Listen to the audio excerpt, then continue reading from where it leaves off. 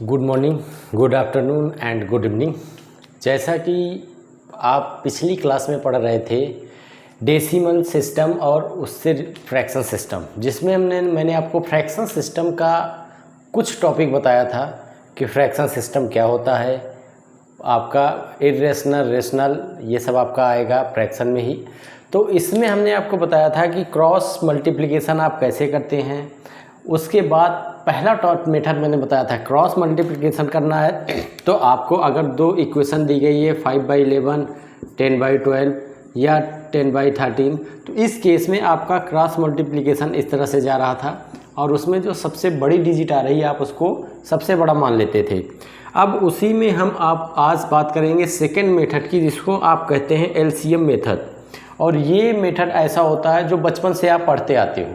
बचपन सेंस कह लें कि जब क्लास 6 में यूपी बोर्ड में अगर बात करें तो क्लास 6 में स्टार्ट होती है। सीबीएसई में या आज का जो सिलेबस है उसमें देखेंगे तो उसमें ये क्लास 3 से ही मिल जाती है।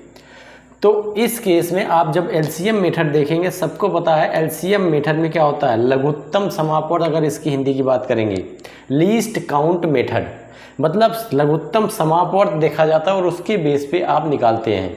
आप बेसिक जब पढ़ते हैं तो उसमें आप एलसीएम और एचसीएम पढ़ते हैं, लघुत्तम समापवर्त और महत्तम समापवर्त।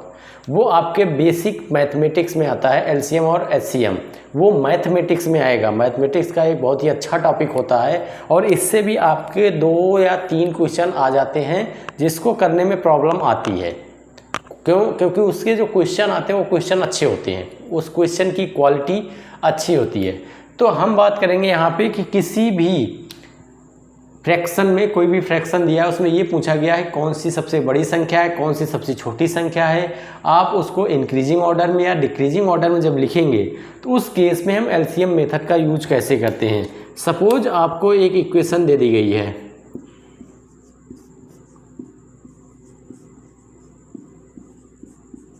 आपको एक इक्वेशन दी गई है, एक फ्रैक्शन दिया गया 1/2, 5/7, 3/4 एंड 6/7 और कहा गया है कि इसको इंक्रीजिंग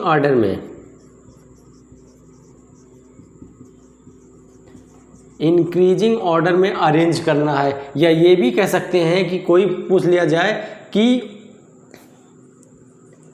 लीस्ट नंबर इसमें कौन सा है,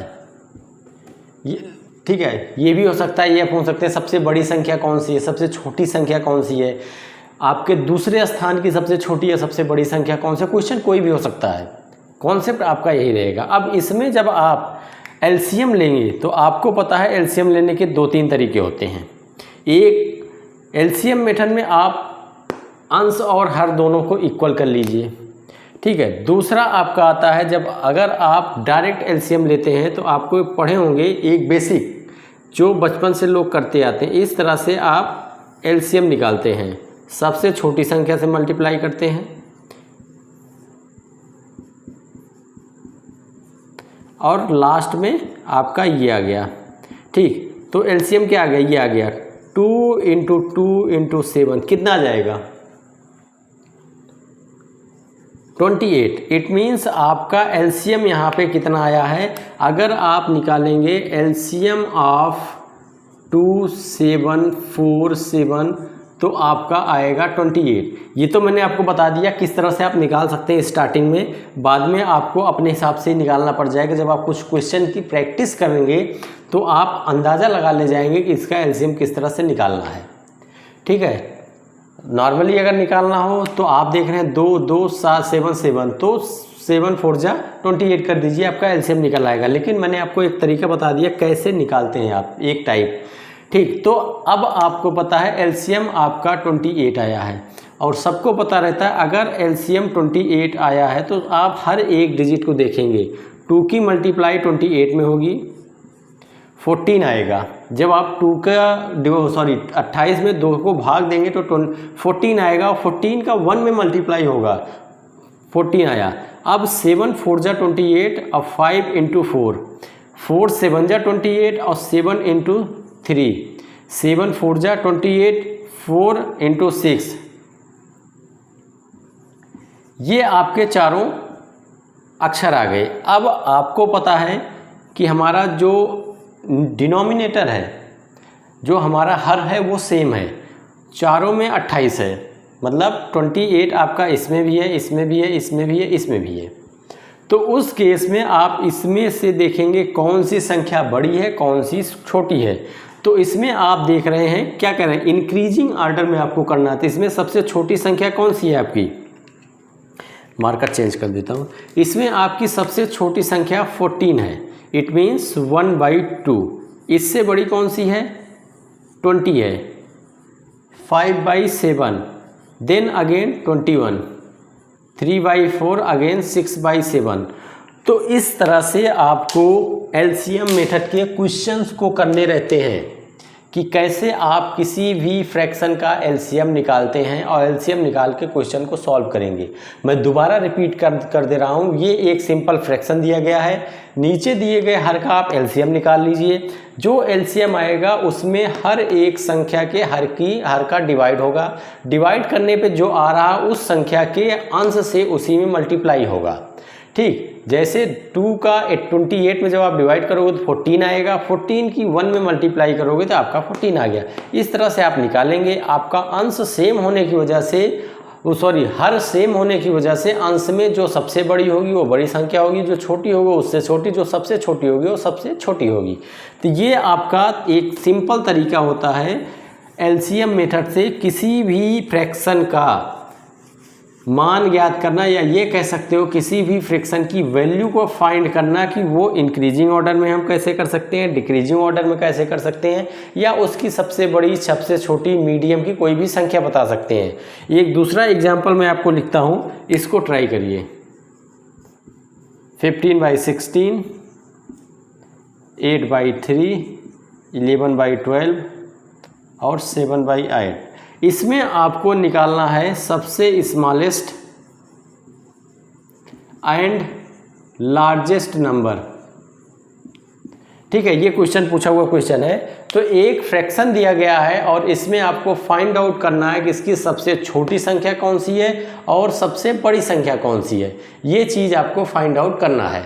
अब आप क्या करेंगे, वही मेथड अपनाएंगे जो अभी मैंने आपको बताया था एलसीएम मेथड में।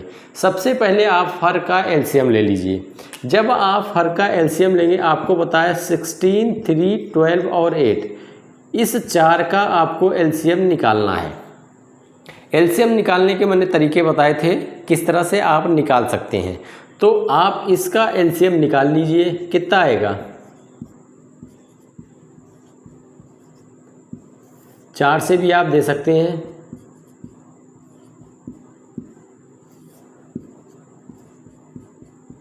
ठीक, 2 4 जा 8, 8 3 जा 24, 24 2 जा 48, 48 2 जा 96।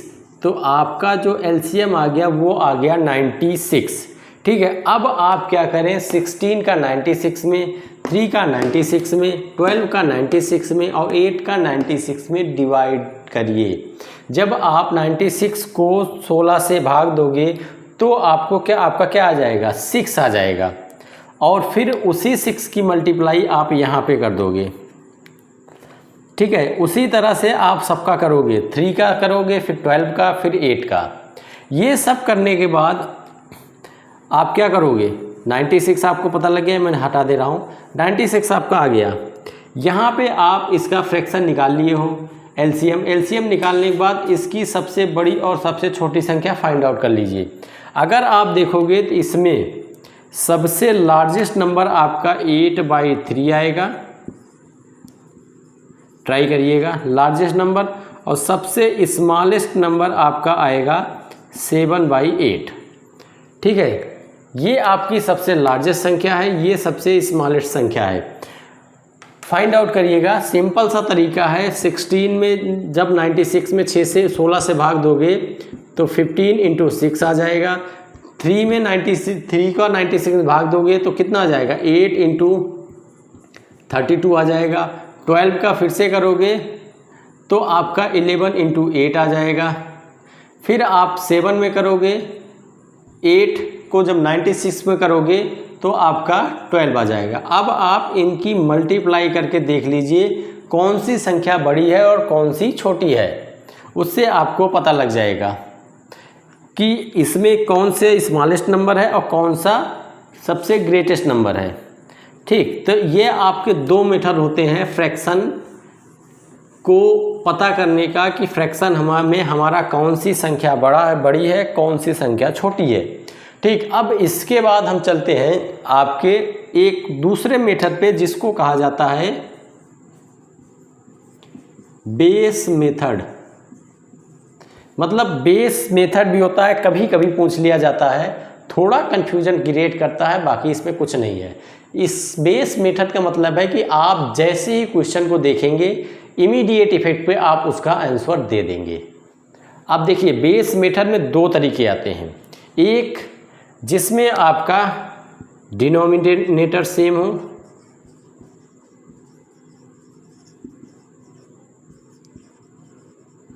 ठीक, दूसरा आता है जिसमें आपका न्यूमरेटर सेम हो। आपके ये दो तरीके आते हैं बेस मेथड में। पहला आपका है जिसमें डिनोमिनेटर सेम हो, दूसरा जिसमें नोमिनेटर सेम हो। अब देखो डिनोमिनेटर के केस में क्या हो जाएगा, डिनोमिनेटर का मतलब है कि आपका 2×2/17। अब देखो डिनोमिनेटर होता क्या है, हर।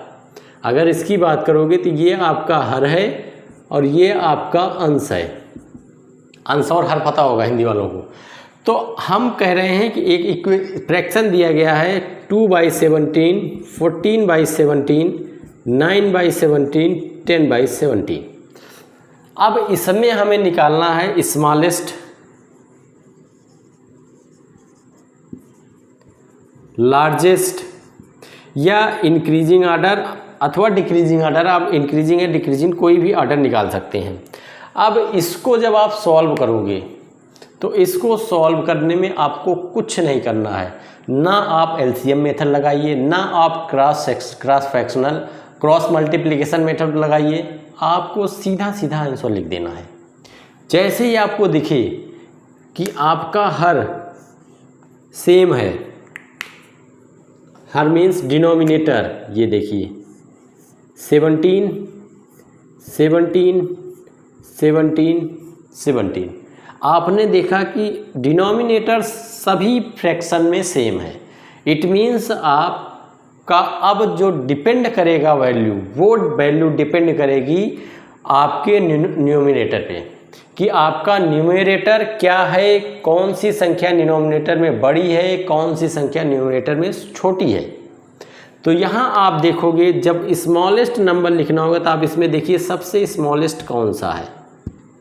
सबसे स्मॉलेस्ट जो भिन्न है वो आपकी है 2/17, तो ये सबसे छोटी हो गई। सबसे बड़ी की बात की जाएगी तो 14/17 सबसे बड़ी संख्या हो गई। तो ये आपका बेस मेथड का डिनोमिनेटर है। मतलब जब आपका हर की वैल्यू सेम हो तो उस केस में आप अंश की वैल्यू के हिसाब से आंसर देंगे। जो संख्या न्यूमरेटर में बड़ी होगी वो सबसे बड़ी होगी, जो उससे छोटी होगी वो छोटी होगी, और जो सबसे छोटी होगी वो उसकी सबसे छोटी संख्या होगी। अब देखिए, अब हम बात करते हैं न्यूमरेटर की। जब हम न्यूमरेटर की बात करेंगे तो इसमें देखेंगे कि इसमें अंश क्या है। जैसे आपने ले लिया 8/5, 8/7, 8/8, 8/17। ठीक, अब इसमें क्या चीज़ें हैं, इसमें आप देखोगे कि न्यूमरेटर आपका सेम है। इसमें आपका न्यूमरेटर सेम है। डिनोमिनेटर मेथड में डिनोमिनेटर के केस में आपका डिनोमिनेटर सेम था, न्यूमरेटर के केस में आपका न्यूमरेटर सेम है। अब यहाँ पे आप कैसे डिफाइन करेंगे कि कौन सी संख्या बड़ी होगी, कौन सी संख्या छोटी होगी। ठीक, तो अब इसमें आपका आ जाएगा हर, मतलब न्यूमरेटर जितना छोटा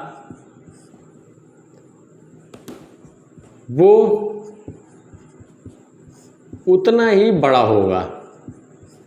ठीक है, याद रखना। इसमें क्या था कि इसमें था कि जो बड़ा वही बड़ा होगा, मतलब जो बड़ा है वही बड़ी संख्या होगी,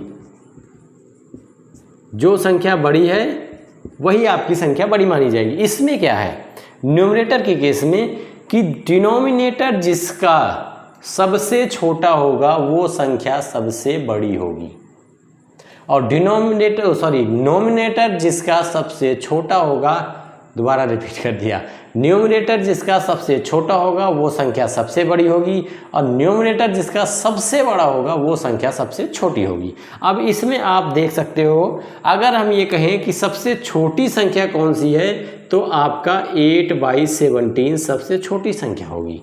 सबसे बड़ी की बात की जाएगी तो 8/5 आपकी सबसे बड़ी संख्या होगी। ठीक है, ये आपकी सबसे बड़ी संख्या हो जाएगी, क्योंकि इसका डिनोमिनेटर सबसे छोटा है, इसीलिए ये सबसे बड़ी होगी। तो ये आपका बेस मेथड होता है। बेस मेथड में आपके कुछ नहीं है, केवल आपको ये देखना न्यूमरेटर और डिनोमिनेटर में कहीं वैल्यू सेम तो नहीं है सारी। 2 के केस में नहीं लगेगा, सारी के सारे फ्रैक्शन की वैल्यू सेम होनी चाहिए। 2 के केस में आप करेंगे तो आपको निकालना पड़ेगा, उसमें आपको एलसीएम मेथड या cross fractional method, cross multiplication method आपको लगाना पड़ेगा। तो ये आपका होता है बेस मेथड। इसके बाद हम बात करते हैं, एक सिंपल सा क्वेश्चन है जो ज़्यादातर मैं देखता हूँ आता है। यदि हम न्यूमरेटर को बढ़ाते हैं, इट मीन्स यदि हम अंश को बढ़ाते हैं और हर को घटाते हैं, it means when we increase the numerator value and decrease the denominator value, तो उसका परिणामी भिन्न अधिक होगा। ठीक है, परिणामी भिन्न का मतलब होता है कि उसमें जिसका योग अधिक होगा या जिसका जिसका सब्सट्रैक्शन अधिक होगा या कम होगा वो अधिक होगा। अब देखो कैसे, ये आपका है कि यदि किसी के अंश को बढ़ाते हैं और उसके हर को घटाते हैं, या इसी का उल्टा आ जाएगा, यदि किसी के अंश को घटाते हैं हर को बढ़ाते हैं। हम डायरेक्ट क्वेश्चन से देखते हैं। देखो, अगर ये कहा जाए ये आपका न्यूमरेटर है, ये डिनोमिनेटर है, न्यूमरेटर की वैल्यू हम प्लस कर दें और डिनोमिनेटर की वैल्यू हम प्लस कर दें, तो इस केस में ये क्या होगा, प्लस करेगा, मतलब इस केस में ये इंक्रीज करेगा।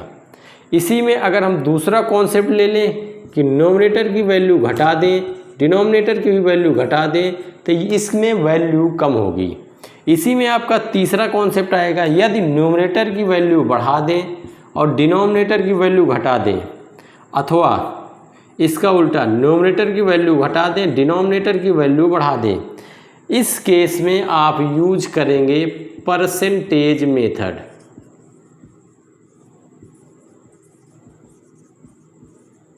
ठीक है, और ये बेसिक एग्जाम में नहीं आते हैं परसेंटेज मेथड, आपको नॉर्मल एग्जामों में नहीं मिलेगा। जैसे यूपी पुलिस का हो गया, रेलवे के टेक्नीशियन का एग्ज़ाम हो गया, एसएससी सीएचएसएल का हो गया, तो ऐसे जगहों पे आपको परसेंटेज मेथड नहीं मिलते हैं, ना के बराबर रहते हैं। ठीक, तो अब इसमें क्या हुआ, देखो इसमें आपने देखा